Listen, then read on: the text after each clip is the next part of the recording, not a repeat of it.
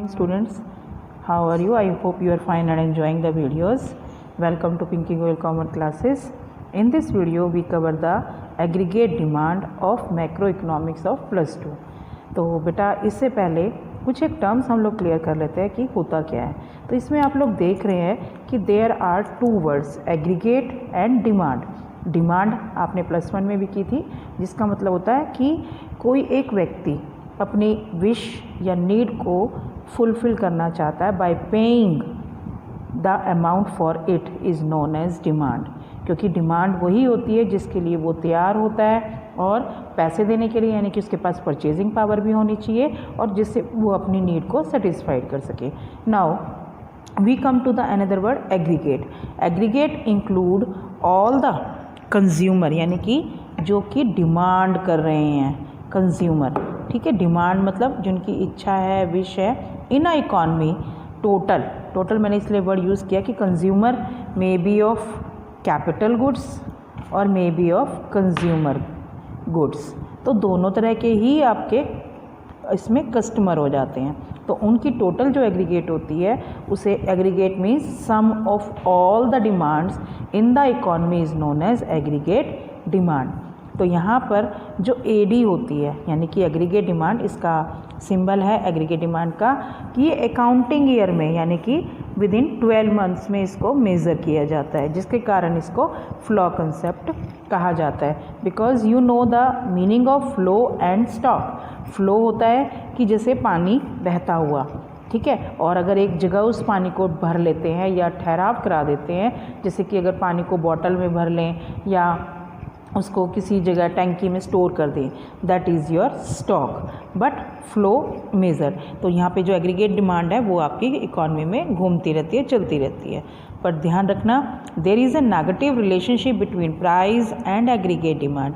जैसे कि आप लोगों ने +1 में प्राइस और डिमांड, सिंपल डिमांड का पढ़ा था कि जैसे जैसे प्राइस इंक्रीज़ होता है डिमांड आपकी कम होती है, और प्राइस रिड्यूस होता है तो आपकी डिमांड इंक्रीज़ हो जाती है। दिस इज़ योर, तो इसी तरह से there is a negative relationship between the price of the commodity and the aggregate demand. But aggregate demand depends upon the level of income, यानी कि प्रति व्यक्ति आय कितनी है, कितना कितना वो अर्न करता है। If the level of income increases, then the aggregate demand will also increase.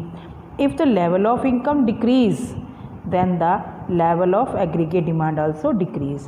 तो कैसे, देखो ध्यान से सुनो बच्चों, अगर आपकी पॉकेट मनी 1000 से 2000 तक इंक्रीज़ कर दी जाए तो आप और भी अधिक चीज़ों की डिमांड करेंगे। May be it may be service in the form of service और it may be in the demand. जैसे कि आपकी कुछ एक ज़रूरतें पहले लिमिट थी, लेकिन 1 और 1000 रुपये आने से आप सोचेंगे कि मैं उसको यूटिल कर लूँ, यानी कि यूटिलाइज़ कर लूँ। लेकिन अगर वही पॉकेट मनी आपकी 1000 से 800 हो जाए या 500 हो जाए, then you have to decrease your demand. आप प्रायोरिटी के बेसिस पर अपनी डिमांड की वस्तुओं की मांग को कम कर दोगे। क्लियर।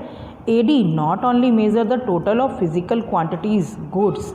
आपने यहाँ पर गुड एंड सर्विसेज जो एक उसको मेज़र नहीं कर सकते, यहाँ पर इकॉनमी में पूरी डोमेस्टिक टेरिटरी में या आउटसाइड डोमेस्टिक टेरिटरी जो हमारे इनकम को यहाँ इनकम में देते हैं, तो उसको छोड़ के अभी यहाँ पे बात करेंगे हम डोमेस्टिक टेरिटरी की। तो डोमेस्टिक टेरिटरी में एक अकाउंटिंग ईयर में जितनी भी गुड्स एंड सर्विसेज के ऊपर खर्च किया जाता है, पैसे खर्च किए जाते हैं, उसे हम लोग एग्रीगेट डिमांड कहते हैं। तो aggregate demand can be measure in terms of aggregate expenditure. AD is always measure in terms of total expenditure on the good and services. Clear, यहाँ से आपको आई थिंक क्लियर हो गया होगा। आगे देखिए, ये एक इम्पॉर्टेंट टर्म है। AD is always expressed as what people wish to spend. There is a 2 different terms, wish to spend and plan to spend.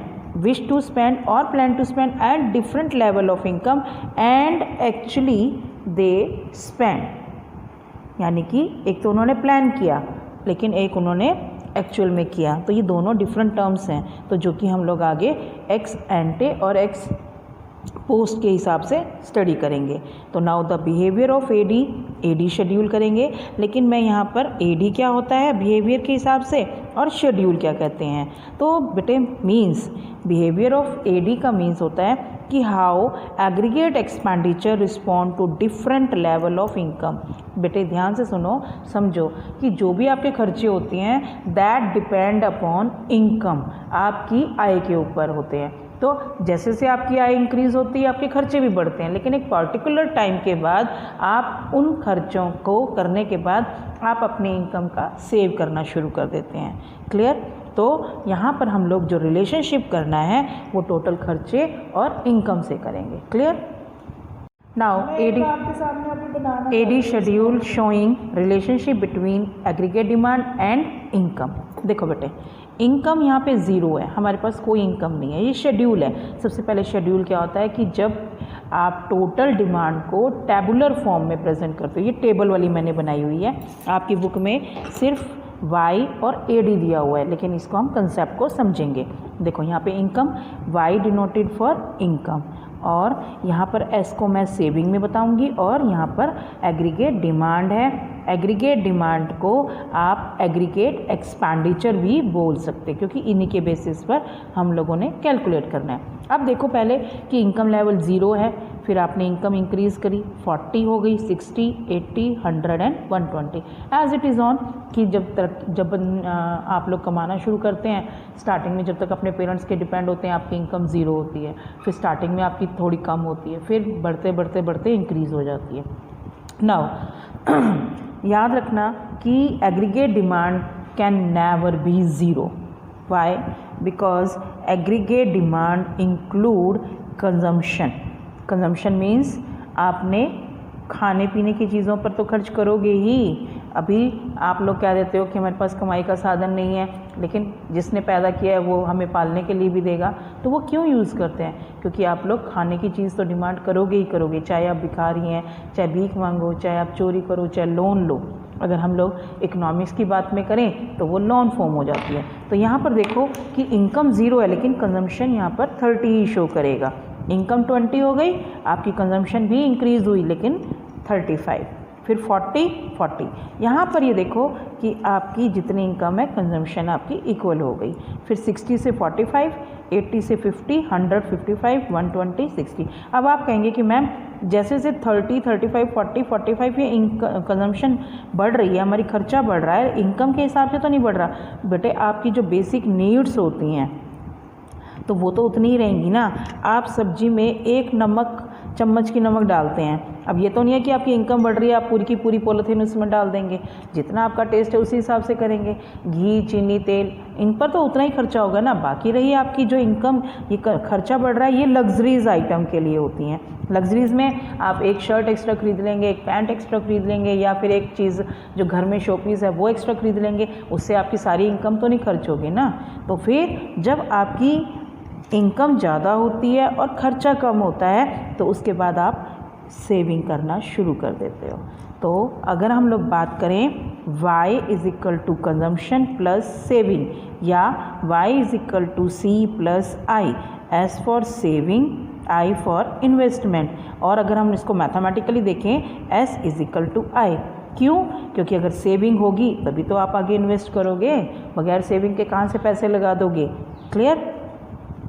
तो यहाँ पर देखो -30 लोन लिया, फिर कम लोन लिया, यहाँ पर आपको लोन लेने की ज़रूरत नहीं है, लेकिन जब आपकी इनकम ज़्यादा और कंजम्पशन कम तो आपने यहाँ से सेविंग करना शुरू कर दिया, क्योंकि आप लोग रैशनल कंज्यूमर हैं, और रैशनल कंज्यूमर में क्या होता है कि वो सोच समझकर अपनी इनकम को खर्च करता है। अब अगर इसी टेबुलर फॉर्म को हम डायग्राम में एक्सप्लेन कर दें तो उसे बोलते हैं AD कर्व।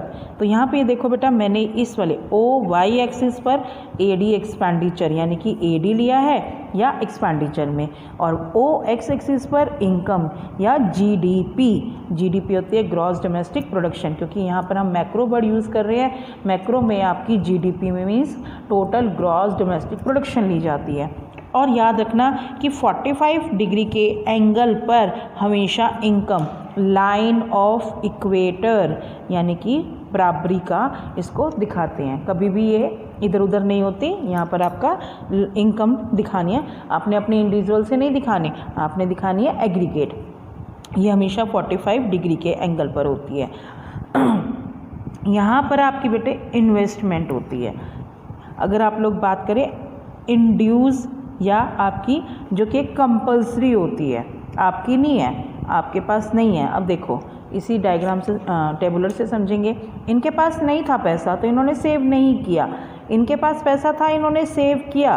तो अगर हम लोगों ने इंडिविजुअल की तो लेनी नहीं है, हमने एग्रीगेट लेनी है। तो जो ये टोटल इनकम होती है उसमें से जितने लोग कंपल्सरी में इसको स्टोर करते हैं उसे इन्वेस्टमेंट, इंड्यूस इन्वेस्टमेंट बोलेंगे।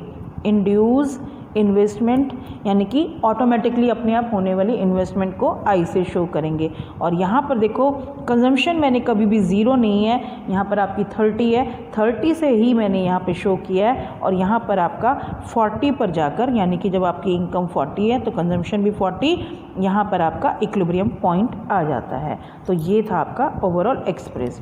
Now we come to the ex ante plan. Ex ante क्या होता है? जो कि प्लान्ड होती है कंजम्पशन और प्लान्ड इन्वेस्टमेंट। एक्चुअली बेटे आप कितना प्लान करते हो कि आपने इतने खाने पीने की चीज़ों पर खर्च करना है, कितनी आपने इन्वेस्टमेंट लगानी है, कि आपने कितनी मशीन बढ़ानी है या एक्स्ट्रा रॉ मटेरियल को परचेज़ करना है। इसी तरह से एक्स पोस्ट, मैंने आपको पीछे भी कहा था एक्स एंटे या ex post. Ex ante, ante means plan, आपने प्लानिंग की होती है। और एक्स पोस्ट मेज़र में एक्चुअल, द एक्चुअल और रियलाइज्ड और accounting values of the variables. ये वेरिएबल कौन होती हैं? आपकी कंजम्पशन या इन्वेस्टमेंट। सेविंग भी होगी, is called their ex post measure. Ex post saving क्या होती है? कि जो आप एक्चुअल में अमाउंट सेव करते हो, ठीक है, और इन्वेस्टमेंट जो आप एक्चुअल में ड्यूरिंग द ईयर इकॉनमी में करते हो।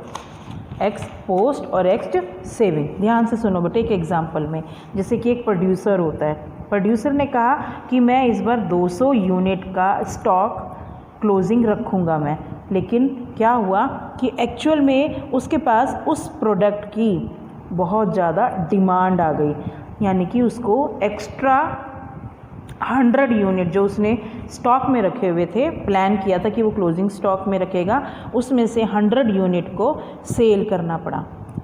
200 यूनिट आपके प्लान हो गए और 100 यूनिट आपके यूज़ हो गए। एक्चुअल में अब कितने प्लान आपके हुए हैं? एक्चुअल में जो आपके स्टोर हुए, इन्वेस्ट हुई, वो 100 की ही हुई ना आपकी। तो that is known as ex post और एक्स इन्वेस्टमेंट। तो यहाँ पर जितनी प्लान्ड होती है और जो एक्चुअल होता है उसमें डिफरेंस होता है। जो प्लान्ड होती है उसे एक्स एंटे बोलते हैं और जो एक्चुअल में होती है उसे एक्स पोस्ट बोलेंगे। तो that is different in economy, depend upon the environment. I hope you understand this concept. Now after that we will do the consumption function. Consumption function को ही हम लोगों ने मेन डिटर्मिनेंट्स हैं, ये main determinants of house hold income, क्योंकि house hold वाले दो ही चीज़ों पे खर्च करते हैं, या तो वो अपने कंजम्पशन पर या फिर उसको सेविंग पर। Actually it describe the relationship between consumption and income level, कि आपका अगर इनकम लेवल हो रहा है तो कंजम्पशन भी इंक्रीज़ होता है, लेकिन एक पार्टिकुलर पॉइंट के बाद आप लोगों का वो स्टॉप हो जाता है, यानी कि स्टॉप के बाद आप उसको सेविंग करते हैं। तो ये इसी के बेसिस पर आपके न्यूमेरिकल बनेंगे। That will be discuss in the next video बेटे। If you like the video, share the video, because sharing is caring, and for more videos please subscribe the channel. Thank you.